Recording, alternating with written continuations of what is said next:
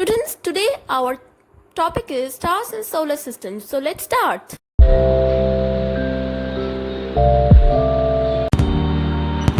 Students, during the night sky we meet different beautiful things. First one is the moon, second one is the Venus or the planet, or third one is the star. So they are very much beautiful, but there is some difference between the planets and the stars. First difference is the planets are much larger in size than the stars, as the stars are small because they are far away from us. Second point of difference between the stars and the planet is stars do twinkle but planets do not twinkle. Okay?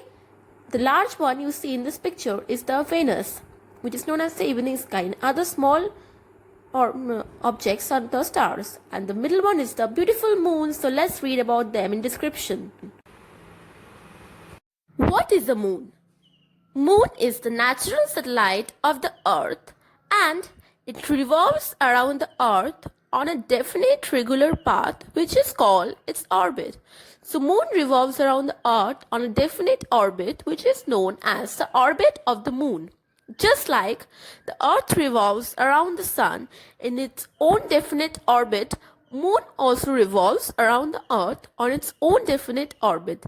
And as the moon revolves around the earth, that is known as the revolution of the moon. Okay?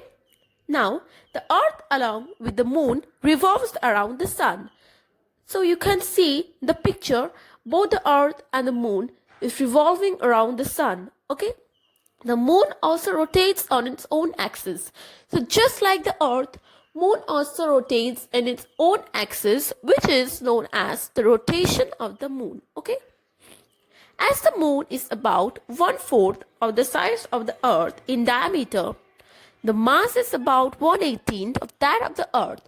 So you can see in the picture only, moon is very small from the earth, and it is 1/4 of the size of the earth. Please note it, and it is 1/18 of that of the earth in mass. Okay?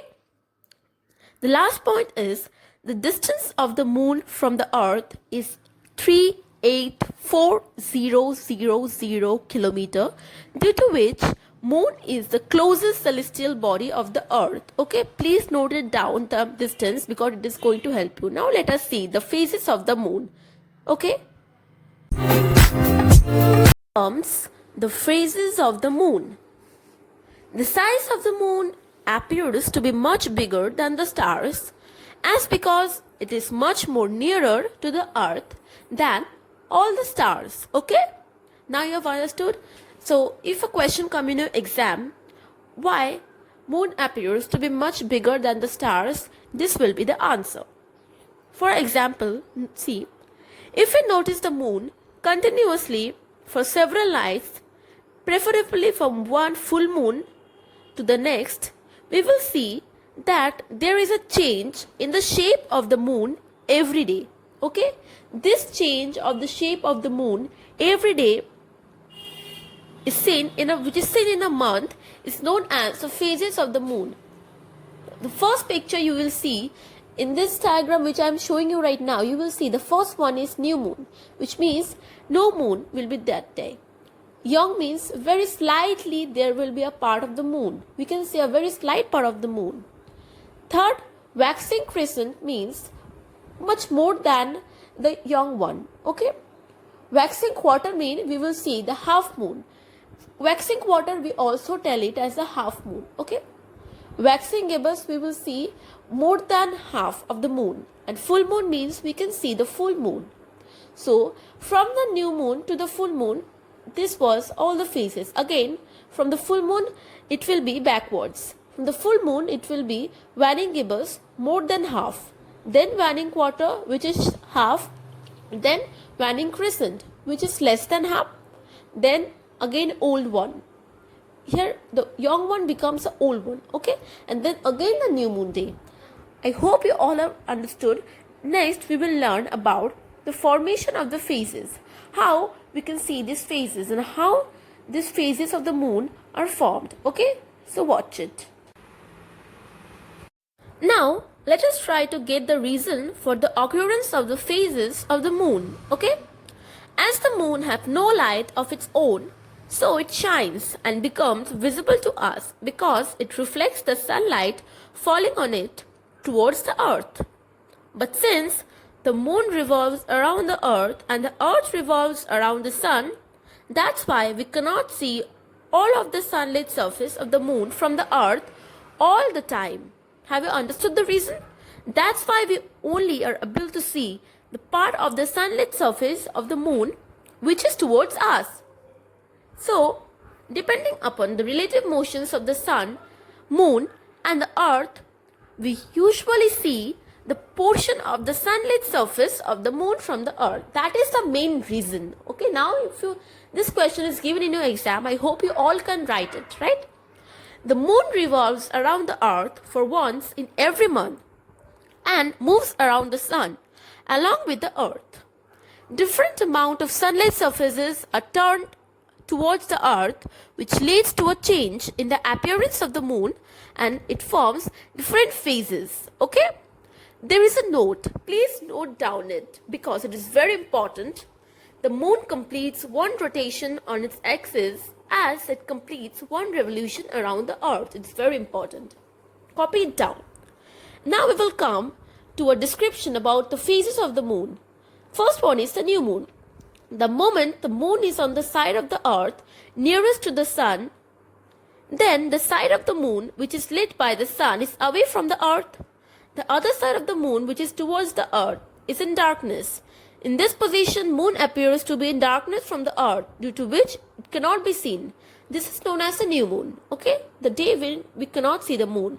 Next come the waxing phase. The moon soon revolves in orbit around the earth from position A to B. So we can observe a small sunlit portion of its surface. This is called the crescent moon. Okay? Right? It is known as the crescent moon. As the moon moves further from the position, the sunlit portion of the moon facing the earth gets bigger and bigger and results in the half moon and more than half moon.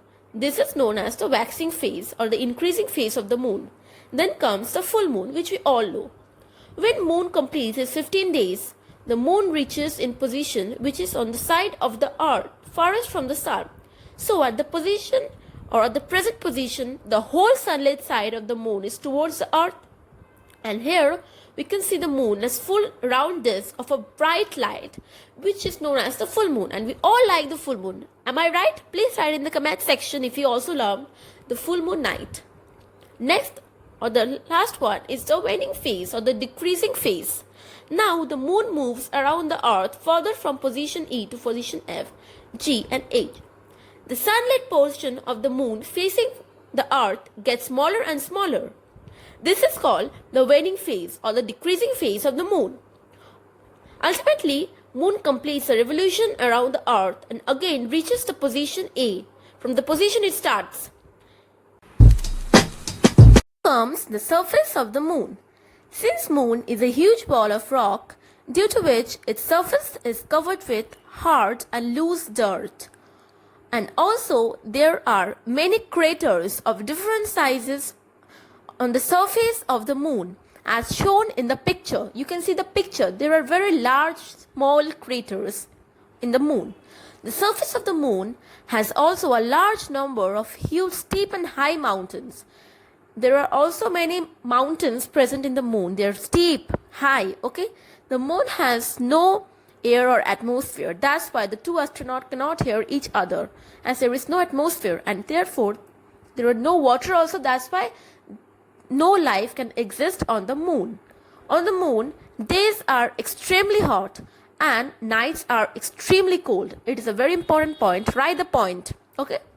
So this kind of facts about the moon make it a very unique from other heavenly bodies. And also we have learned before once that moon is the closest heavenly body towards the earth.